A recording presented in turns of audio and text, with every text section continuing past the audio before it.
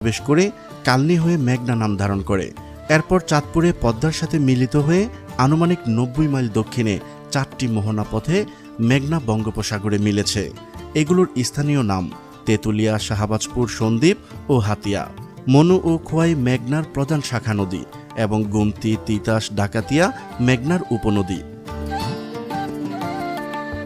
মেঘনা নদী ঘিরে শিল্প প্রতিষ্ঠান। বাংলাদেশ ধীরে ধীরে শিল্পায়নের পথে এগিয়ে যাচ্ছে। বাংলাদেশের শিল্প কারখানাগুলো বেশিরভাগই মেঘনা নদীর পানি ব্যবহার করে। এছাড়া নদীপথে কাঁচামাল ও উৎপাদিত পণ্য পরিবহনে খরচ কম হয়। বাংলাদেশের অধিকাংশ বড় বড় শিল্প কারখানা নদীর তীরবর্তী অঞ্চলে গড়ে উঠেছে। নারায়ণগঞ্জে মেঘনার তীরে গড়ে ওঠে অর্থনৈতিক অঞ্চল।